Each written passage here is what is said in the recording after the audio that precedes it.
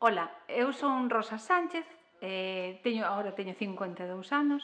Entrei no camiño dunha maneira profesional, porque aí a finales dos 90 viñeron os da Agax, a entidade na que eu traballaba, que era Neria, para promover o camiño a Fisterra Musía. E aí empezou unha aventura que me impregnou e agora mesmo sigo enganchada ao camiño. E para mí o camiño tamén son persoas concretas, que me deron moitas leccións e que non quero perder.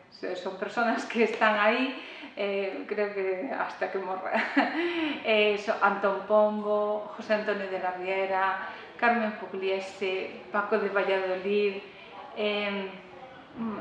Tino Chao, moitos outros. O camiño para min é tamén amistad. Amistad na nosa vertiente da Costa da Morte é un camiño tamén de desenvolvemento.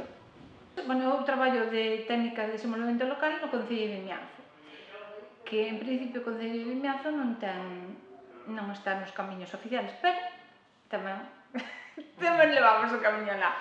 Agora, estamos traballando nunha vertente do camiño que iba por Brandomil, Baíñas, Berdoias e Muxía, e agora, como coincide esa ruta coa Vía Mariana, estamos, desde o Concello, non mando eu, pero apoio técnicamente, estáse apoiando esa vía da Ruta Mariana, estáse habendo hospitalidade, e todo o que aprendí no camiño estou aplicando ali. Hai unha foto que para min é representativa dun momento, que é esta.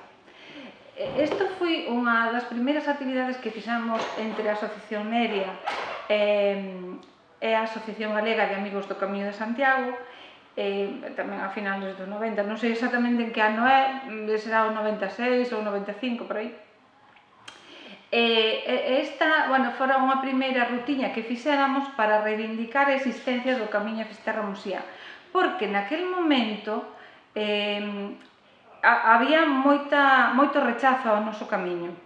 E había rechazo en Santiago porque tiña medo de que se lle escaparan os peregrinos, e había así como un rechazo de toda a sociedade, pero sobre todo empresarial, pero tamén había rechazo da Iglesia, que decía que era un camiño pagano, había moitos problemas con onde termina o camiño, porque o noso era un camiño de prolongación.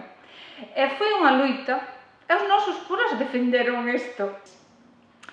A mí o que me gustaría era que o camiño fora de terra, que non houbera camiño pola carretera, que houbera algúns espacios así cómodos, frescos no verán ou abrigados no inverno, que permitiran facer un descanso e recuperar esa espiritualidade, ese encontro, ese disfrutar da naturaleza.